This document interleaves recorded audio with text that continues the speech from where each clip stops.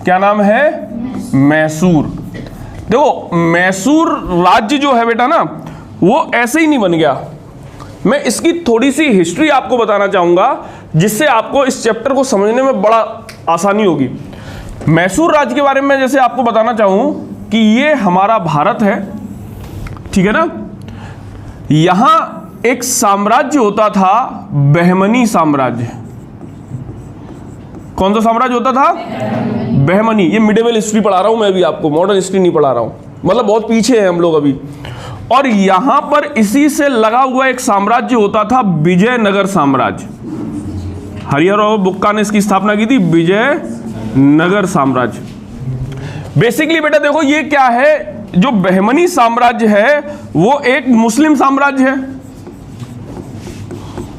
और विजयनगर साम्राज्य जो है वो एक हिंदू साम्राज्य है। मिडेवल यानी कि मध्यकालीन भारत में स्थापित एकमात्र हिंदू साम्राज्य है ये। इन दोनों में बहुत झगड़े होते थे, बहमनी में और किसमें? विजयनगर में। ये झगड़े प्रायः इनके धर्म को लेकर नहीं होते थे। ऐसा नहीं है कि बहमनी जो है मुस्लिम में भी सिया राज्य है ये, तो मुस्लिम होने के कारण हिंदू राज्य से झगड़े होते हो ना। इनके झगड़े होते थे गोदावरी, कृष्णा और तुंगभद्रा नदी के दोआब क्षेत्र के लिए। दोआब क्षेत्र बेटा वो क्षेत्र होता है जो दो नदियों के बीच का क्षेत्र होता है। गुरुजी इस क्षेत्र के लिए क्यों लड़ाई होती थी? इस क्षेत्र के लिए इसलिए लड़ाई होती थी कि ये जो क्षेत्र होता है वह सर्वाधिक उपजाऊ होता है, क्योंकि नया जल आता है, यहां पर जल की कमी होती नहीं है, और ये नया जल अपने साथ नई मिट्टी को बहाकर लाता है, जिसे कहते हैं खादर मृदा। और खादर मृदा अत्यधिक उपजाऊ मृदा होती है। ज्योग्राफी जब आप पढ़ोगे तो इस चीज को समझोगे। खादर मृदा जो है वो अत्यधिक कैसी है? उपजाऊ मृदा। तो इस गोदावरी, कृष्णा और तुंगभद्रा, इनके डेल्टाई क्षेत्रों के लिए क्या होता था? इनमें संघर्ष होते रहते थे। आगे चल के बेटा क्या हुआ, इनमें तो संघर्ष होते ही होते थे, लेकिन बहमनी साम्राज्य में भी विघटन पड़ा और बहमनी साम्राज्य के 5 टुकड़े हो गए। कितने टुकड़े हो गए? और बहमनी साम्राज्य से नए 5 साम्राज्य निकले, जिसमें पहला साम्राज्य था अहमदनगर। अहमदनगर। दूसरा साम्राज्य था बरार। तीसरा था बीदर। चौथा था बीजापुर। और 5वां था गोलकुंडा। गोलकुंडा। ये 5 नए राज्य जो थे वो उदित हुए, और इन 5 की आप स्थिति समझिए, ये 5 आपस में खूब लड़ते थे, लेकिन इन 5 से अगर कोई दूसरा कुछ बोल देता था तो ये 5 एकजुट होकर उस दूसरे वाले को पेल देते थे। आपस में भी लड़ते रहते थे, लेकिन बाहरी किसी शक्ति ने अगर इनमें से किसी को टच किया, जैसे आप भाई बहन होते हैं आपस में खूब मारा, लेकिन बहन से अगर किसी ने कुछ बोल दिया तो भाई फिर क्या करता है, और भाई से अगर किसी ने बोल दिया तो फिर बहन नहीं छोड़ती है। जबकि आपस में क्या करते रहते हैं, घर पे तय घूसा तय चोटी लगे रहते।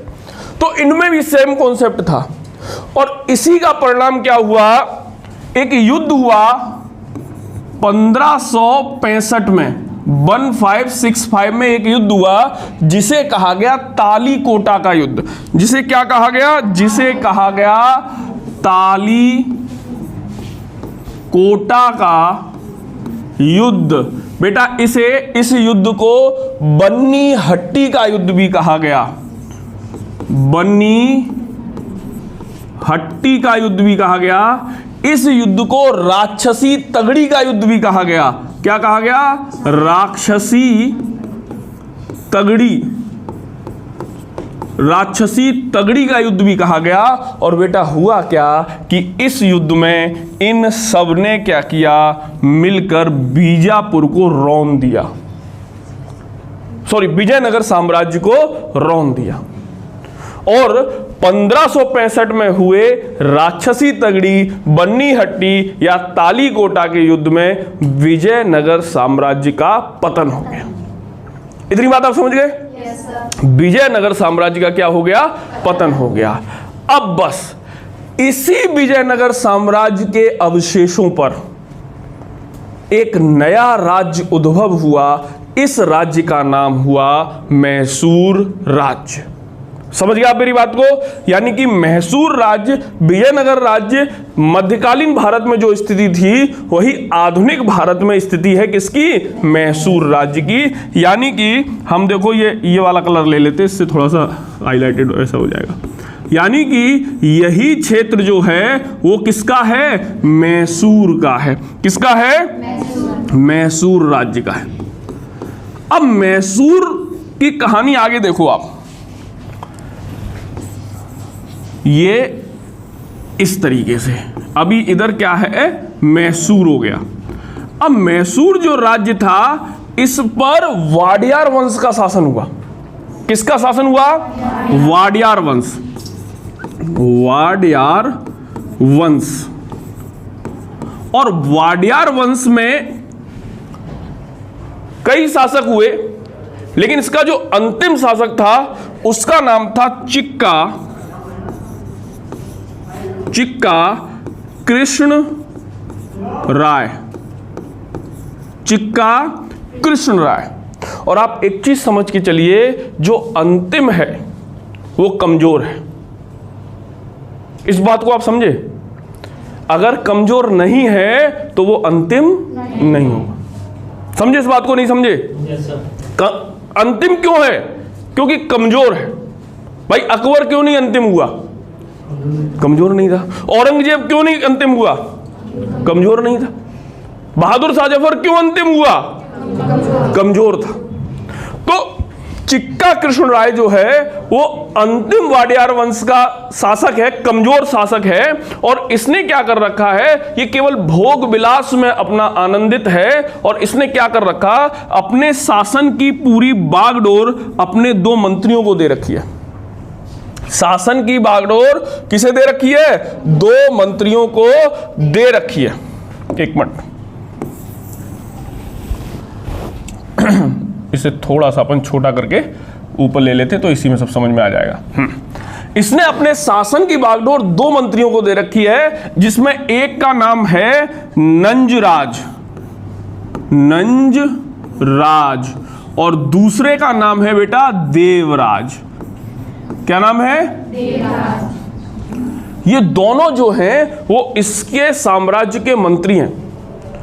और ये दोनों ही क्या कर रहे हैं बेटा? शासन को चला। समझ में आ रहा आपको?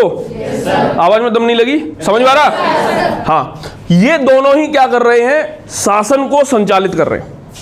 अब इन दोनों में भी जो अधिक शक्तिमान है वो कौन है? नंजराज। कौन है? नंजराज। और नंजराज क्या करता है? आगे चल के अपनी सेना के लिए एक सैनिक की नियुक्ति करता है, जिस सैनिक का नाम होता है हैदर अली। हैदर अली। होनहार बिरवान के होत चीकने पात। जो टैलेंटेड होता है ना, उसे परिस्थितियों का इंतजार नहीं करना पड़ता है, वह स्वयं अपने लिए परिस्थितियों का निर्माण कर देता है। आप देखिए, हैदर अली जो है वो एक सिपाही के रूप में भर्ती हुआ है। किसकी सेना में? नंजराज की सेना में। और अपने टैलेंट से ये नंजराज को इतना प्रभावित करता है कि नंजराज अपने ही रियासत के एक क्षेत्र डिंडीगुल का इसे फौजदार नियुक्त कर देता है।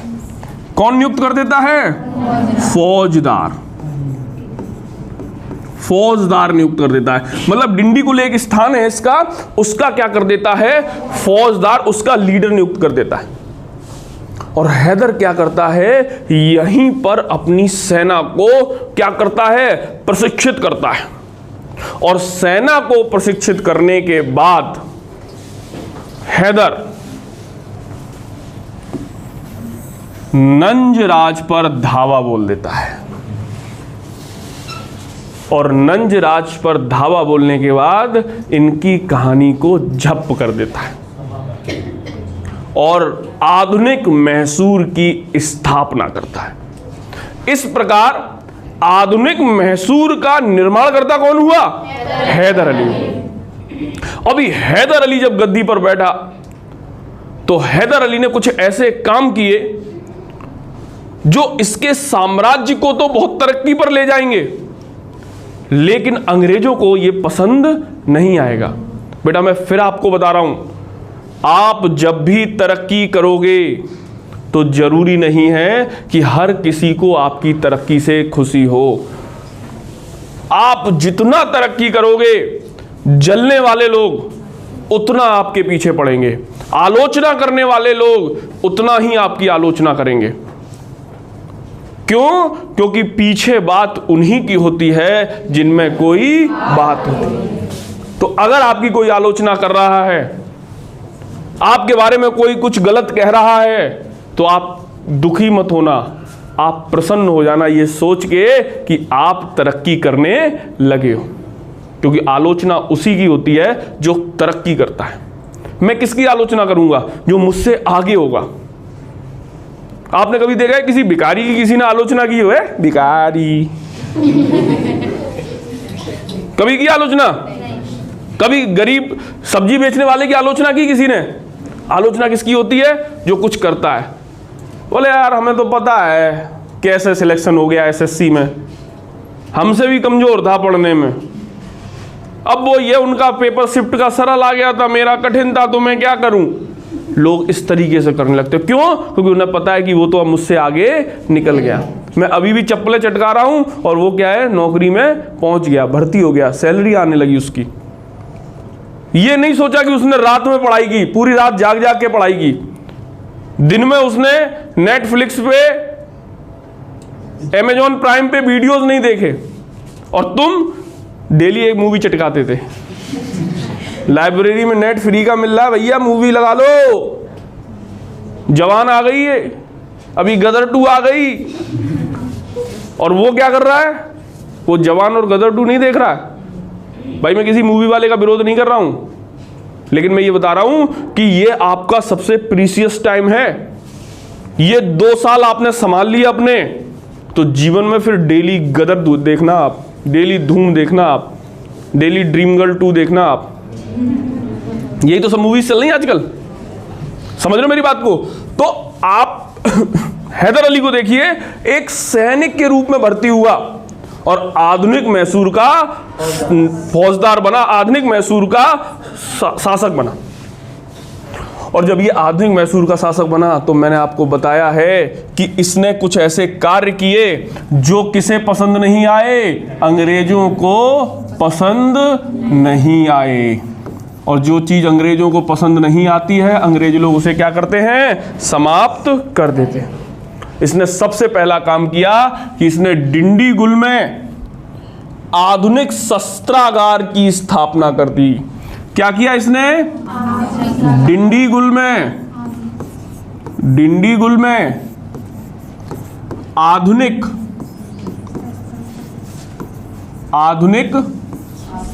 शस्त्रागार की स्थापना कर दी। मतलब अब डिंडीगुल में ही बंदूकें बनने लगी। मैसूर की सेना को अब किसी से बंदूकें खरीदनी नहीं है, किसी के आगे हाथ नहीं फैलाने हैं। क्या है, अब यहीं पे बंदूकें बनेंगी। इसने दूसरा काम क्या किया, इसने फ्रांसीसियों की मदद से अपनी सेना को आधुनिक प्रशिक्षण देना शुरू कर दिया। फ्रांसीसियों की मदद से, ऐसे लिख देता हूं शॉर्ट में, सेना को क्या करा, आधुनिक प्रशिक्षण देना शुरू कर दिया। आधुनिक प्रशिक्षण देना शुरू कर दिया। अब गुरु समझो, अंग्रेजों की सेना आपने देखी क्यों जीतती थी? जब भी आप अंग्रेजों की सेना के बारे में ये पॉइंट पढ़ोगे कि क्यों ब्रिटिशर्स की सेना जीतती थी, तो सबसे पहला पॉइंट आएगा इनके पास आधुनिक हथियार थे। तो देखो भैया, आधुनिक हथियार अब इनके पास भी हो जाएंगे। दूसरा पढ़ोगे कि इनकी सेना जो थी उसे पश्चिमी प्रशिक्षण मिला हुआ था, मतलब वेल ट्रेंड थी। तो भैया देखो, इनके पास भी क्या हो जाएगा? वेल ट्रेंड सेना हो जाएगी। अब लेकिन एक चीज और है, इन्होंने ये सब काम किया हैदर अली ने, तो अंग्रेजों को थोड़ी सी कम दिक्कत हुई। लेकिन जब हैदर अली ने फ्रांसीसियों की मदद से किया तो अंग्रेजों को ज्यादा दिक्कत हुई।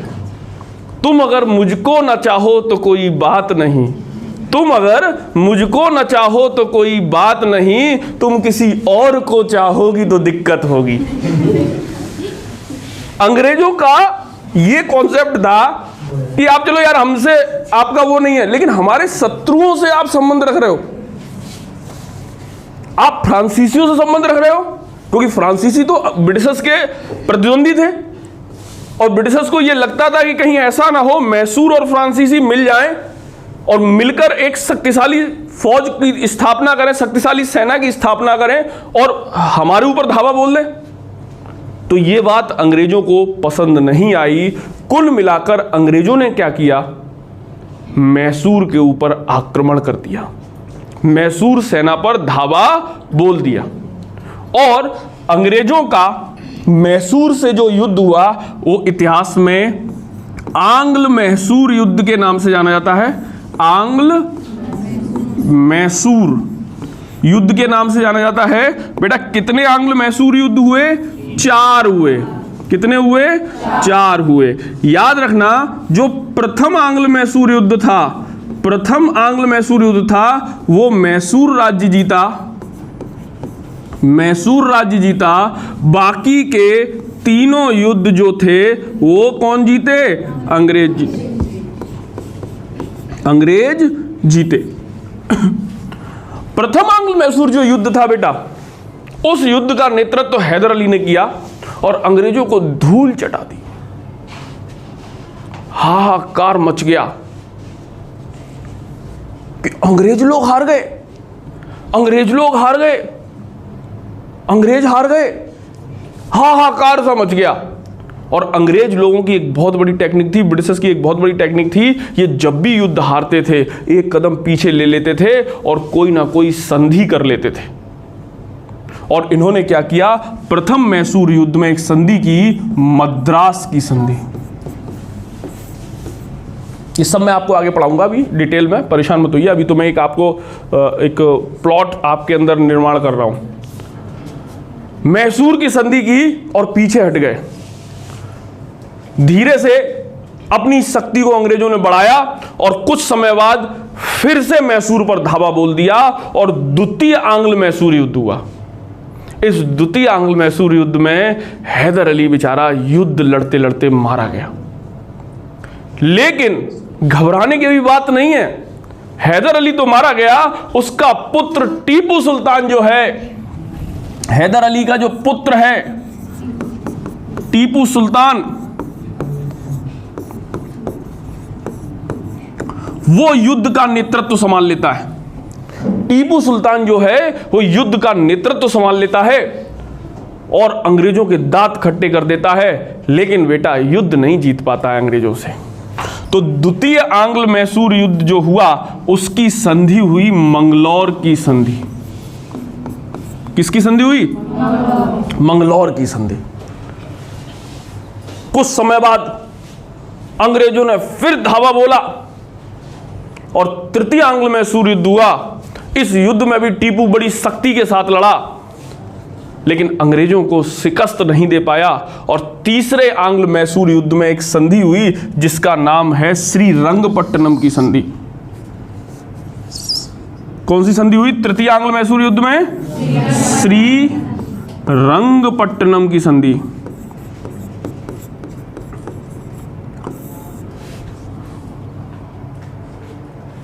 कुछ समय बाद फिर चौथा आंग्ल मैसूर युद्ध हुआ।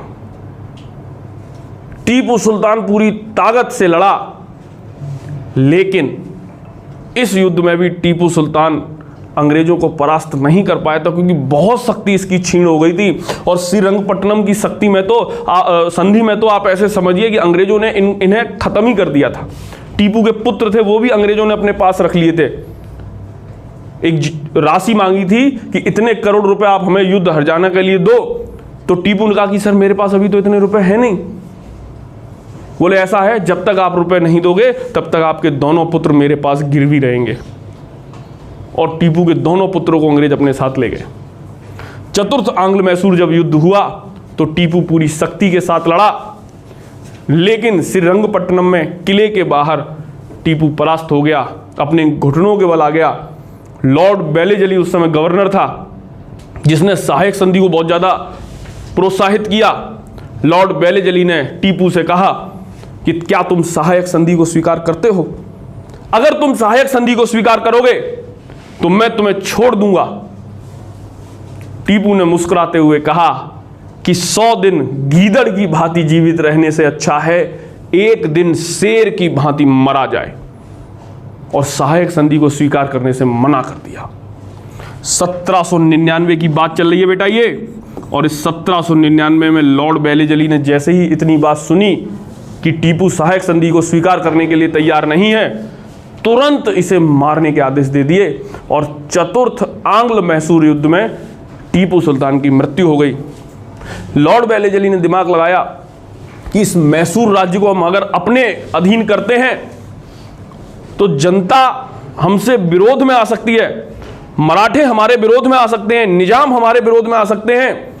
ऐसा करते हैं, बंगाल की तरह किसी कठपुतली नवाब को हम यहां पर लाते हैं। और उन्होंने देखा कि वाडियार वंश का एक वयस्क अल्प वयस्क शासक, वाडियार वंश थी तो था सबसे पहले यहां पे, वाडियार वंश का कोई अल्प वयस्क एक उत्तराधिकारी था, उसे पकड़ा और उसे गद्दी पर बिठाल दिया और कहा कि आपको सहायक संधि स्वीकार करनी पड़ेगी, तभी हम आपको शासन चलाने का अधिकार देंगे। और उसने सहायक संधि को स्वीकार कर लिया, और इस तरीके से धीरे धीरे मैसूर राज्य भी अंग्रेजों की गिरफ्त में चला गया। अभी हम बेटा क्या पढ़ेंगे? अभी मैंने आपको ये एक हल्की सी चर्चा कर दी पूरे की। अब हम पढ़ेंगे एक एक चीज डेट के साथ, कौन सा युद्ध कब हुआ, उस युद्ध में गवर्नर कौन था, ये सारी चीजें पूछी जाती ना। टीपू ने क्या क्या काम किए, टीपू के काम बहुत फेमस हैं। आप समझिए टीपू ने 18वीं शताब्दी में राजदूत बना दिए थे, जो आज की सरकारें बनाती है, एम्बेसडर्स जिन्हें बोलते हैं। हमारे कई देश ऐसे थे जिनमें भारत के राजदूत जाया करते थे विदेश। फ्रांसीसी क्रांति में ये शामिल था, जैकोबियन क्लब की स्थापना की थी इसने। मुस्लिम होते हुए भी हिंदुओं के प्रति इसके अंदर कोई भी बैर की भावना नहीं थी। यहां तक कि बताते हैं कि श्रृंगेरी में देवी शारदा के मंदिर के निर्माण के लिए इसने पैसा तक दिया। आप देखिए कितनी बड़ी बात है कि एक मुस्लिम शासक जब ये देख रहा है। एक्चुअली कहानी क्या है? कहानी ये है कि देवी शारदा का जो मंदिर है श्रृंगेरी में, वो खंडित हो गया, टूट गया किसी आक्रमण की वजह से या किसी और कारण से। तो वहां के पुरोहित लोग वगैरह क्या कर रहे हैं, पैसा इकट्ठा करके उस मंदिर का निर्माण कर रहे हैं। और निर्माण करने में क्या है, पैसा थोड़ा सा कम पड़ गया। तो किसी ने यह कहा कि ऐसा करो बॉस, राजा से मांग के देखो, बादशाह से मांग के देखो। इसने अपनी उपाधि बादशाह रखी थी टीपू ने। तो सबने कहा यार ये तो मुस्लिम है यार। बोले मांग के देखो फिर देखते हैं। तो टीपू के पास गए लोग, बोले साहब एक निवेदन है। तो टीपू ने सबसे पहले क्या कहा? टीपू ने कहा आप ब्राह्मण लोग हो, आप इस तरीके से खड़े मत रहो हमारे दरबार में, आप पहले अपना आसन ग्रहण करो। और उन्हें बड़े सम्मान के साथ आसन पर बिठाला और कहा अब बताइए हम आपके लिए क्या कर सकते हैं। तो उन्होंने कहा साहब कुछ पैसा दे दीजिए, देवी शारदा की प्रतिमा के लिए थोड़ा रुपया कम पड़ रहा है। टीपू ने कहा अरे थोड़ा रुपया, मैं आपको पूरा रुपया देता हूं, जितने की भी प्रतिमा आएगी देवी शारदा की आप लेके आइए और हमारे मुनीम को बताइए, पूरा पेमेंट राजकोष के द्वारा किया जाएगा। इसके अतिरिक्त अगर मंदिर बनाने में कोई और भी आवश्यकता आपको चाहिए तो आप हमें बताइए। मुस्लिम होते हुए हिंदुओं के प्रति ऐसा नजरिया अपने आप में टीपू सुल्तान की धार्मिक सहिष्णुता को बताता है। टीपू ने स्वयं फ्रांसीसी क्लब की सदस्यता को ग्रहण किया था। इसके साथ साथ जैकोबियन क्लब भारत में भी स्थापित किया था। यह ऐसा शासक था जो मरते मर गया, लेकिन अंग्रेजों की सहायक संधि को इसने स्वीकार नहीं किया। कई बार बेटा पूछा जाता है टीपू की मृत्यु कब हुई, तो ये 1799, आप जरूर याद कर लेना। ठीक है, अब देखिए हम लोग देख लेते हैं थोड़ा सा। हाँ, इस तरीके से मैंने आपको पूरी कहानी बता दी। अब सारी चीज़ें मैं आपको रिटन फॉर्म में दिखा दूंगा। यही एक पढ़ने का तरीका हमारा, जिससे सारी चीज़ें हम लोगों को क्लियर हो जाती हैं। आप नोट्स वगैरह भी बना सकते हो इसे देख के। देखिए ये पूरा भारत दिख रहा है आपको, दिख रहा है कि नहीं दिख रहा है? और इस पूरे भारत में जो ये क्षेत्र दिख रहा है, ये पूरा मैसूर का क्षेत्र है। ठीक है, कौन सा क्षेत्र है ये? मैसूर का क्षेत्र है। आपको पता है तालीकोटा के युद्ध के बाद विजयनगर साम्राज्य का क्या हो गया? पतन हो गया। विजयनगर साम्राज्य का क्या हो गया? पतन हो गया, और वेंकट द्वितीय के शासन आ गया। और वेंकट द्वितीय ने वाडियार वंश की क्या की? स्थापना की। वाडियार वंश की स्थापना हुई। उसके बाद चिक्का देवराज यहां पर गद्दी पर बैठा, और चिक्का देवराज ने क्या किया? औरंगजेब की अधीनता को स्वीकार कर लिया। चिक्का देवराज के बाद आया चिक्का कृष्ण राय। चिक्का कृष्ण राय ये बड़ा कमजोर शासक था, तो इसने क्या किया? इसने अपना शासन, ये यहां पे थोड़ा सा बीच में एक पॉइंट रह गया, ये चिक्का कृष्ण राय का। इसने अपने 2 मंत्रियों को अपना शासन दे दिया, जिनमें एक का नाम है नंजराज और एक का नाम है देवराज। इन दोनों में भी कौन शक्तिशाली है? नंजराज, जो आगे चल के पूरे मैसूर पर कब्जा कर लेगा। हैदर अली को यह नियुक्त करेगा एक सैनिक के रूप में, जो आगे चल के इसी की हत्या करके इसी को गद्दी से हटाकर आधुनिक मैसूर का संस्थापक बन जाएगा। हैदर अली का पुत्र कौन है? टीपू सुल्तान है। ये बेटा सब नोट्स बना लेना, आप स्क्रीनशॉट ले लेके रोक रोक के। 1565 ईस्वी में तालीकोटा के युद्ध के बाद वेंकट द्वितीय के समय 1612 ईस्वी में मैसूर में वाडियार राजवंश की या वाडियार राजवंश की क्या हुई? स्थापना। यह विजयनगर राज्य का ही क्या था? एक भाग था। 1704 में मैसूर के राजा चिक्का देवराज ने औरंगजेब की अधीनता स्वीकार कर ली, और 1719 में मैसूर से चौथ वसूलने का अधिकार मराठों को चला गया। मतलब मैसूर कमजोर होता चला गया। उधर तो उनका शासक औरंगजेब के अधीन चला गया, इधर मराठे इनसे टैक्स वसूलने लगे। समझ रहे हो मेरी बात को? 18वीं शताब्दी के मध्य में मैसूर का राजा चिक्का कृष्णराज था। अब आया कौन? चिक्का कृष्णराज। वास्तविक शक्ति उसके 2 मंत्रियों नंजराज एवं देवराज के हाथों में। अब आपको ना सब रिकॉल हो रहा होगा एकदम, जो मैंने पूरी कहानी सुनाई उसके बाद जब ये पढ़ रहे होगे सारी चीजें रिकॉल हो रही होंगी। ऐसे ही आप जब पेपर दोगे तो रिकॉल होगा सब। नंजराज के हाथों में थी, बाद में नंजराज एवं देवराज ही मैसूर के सर्वे सर्वा हो गए। इसी समय हैदर अली नामक एक योग्य व्यक्ति नंजराज की सेना में भर्ती हुआ, जो अपनी योग्यता के बल पर मैसूर राज्य का स्वामी। कोई दिक्कत? आवाज में दम नहीं है? हैदर अली के नेतृत्व में मैसूर एक ताकतवर राज्य के रूप में उभरा। ठीक है, हैदर अली ने अपनी सेना को पश्चिमी सैन्य प्रशिक्षण दिया और अंग्रेजों को प्रथम आंग्ल मैसूर युद्ध, जो कि 1767 से 1769 तक हुआ, में पराजित किया। तो पहला आंग्ल मैसूर युद्ध कौन जीता? मैसूर राज्य जीता, हैदर अली जीता। द्वितीय आंग्ल मैसूर युद्ध 1780 से 1784 में हैदर अली लड़ते हुए मृत्यु हो गई, और उसके बेटे टीपू सुल्तान ने क्या किया? उसका स्थान ले लिया। टीपू ने फ्रांसीसी पद्धति अपनाते हुए एक मजबूत सेना बनाई और प्रशासन में भी कुशल फेरबदल किए थे। टीपू एक पढ़ा लिखा योग्य शासक था। उसे अरबी, ये बहुत पढ़ा लिखा था, अरबी भी जानता था, फारसी भी जानता था, उर्दू भी जानता था, कन्नड़ भी जानता था। पढ़ा लिखा था, बहुत सारी लैंग्वेज जानता था। उसने नई मुद्रा चलाई, नई मापतौल की इकाई चलाई और नया कैलेंडर यानी नवीन संवत का भी प्रचलन प्रारंभ किया। आपसे क्वेश्चन ऐसे पूछा जाता है, निम्नलिखित में से टीपू के बारे में कौन सा कथन सत्य नहीं है? नंबर 1, टीपू ने नई मुद्रा चलाई थी। नंबर 2, टीपू ने मापतौल की नई इकाई चलाई थी। नंबर 3, टीपू ने एक नवीन संवत प्रारंभ किया था। नंबर 4, टीपू हिंदुओं से घृणा करने वाला शासक था। कौन सा गलत है? चौथा गलत। सही कौन सा है? पहला, दूसरा, ऐसे क्वेश्चन पूछा जाएगा। अगला देखें आप, टीपू ने श्रृंगेरी के जगत गुरु शंकराचार्य के सम्मान में मंदिरों का पुनर्निर्माण कराया। इसने श्रृंगेरी मंदिर में देवी शारदा की मूर्ति के निर्माण के लिए धन दिया। देखिए हम लोग पढ़ चुके हैं, धन दिया। टीपू ने फ्रांसीसी क्रांति से प्रभावित होकर श्रीरंगपट्टनम, ये इसकी राजधानी थी श्रीरंगपट्टनम, ठीक है। अगर आपसे कभी पूछा जाए टीपू की राजधानी तो श्रीरंगपट्टनम। टीपू ने फ्रांसीसी क्रांति से प्रभावित होकर श्रीरंगपट्टनम में जैकोबियन क्लब की स्थापना की और उसका सदस्य बना। स्वयं को नागरिक टीपू कहता था। ये क्या कहता था? नागरिक टीपू कहता था, ठीक है। टीपू ने अपनी राजधानी श्रीरंगपट्टनम में फ्रांस और मैसूर के मैत्री का प्रतीक स्वतंत्रता का वृक्ष लगाया, जिसे जैकोबियन ट्री कहते हैं। ये वही वाली बात आ गई, फ्रांसीसियों से दोस्ती करोगे तुम, हमारे होते हुए फ्रांसीसियों से।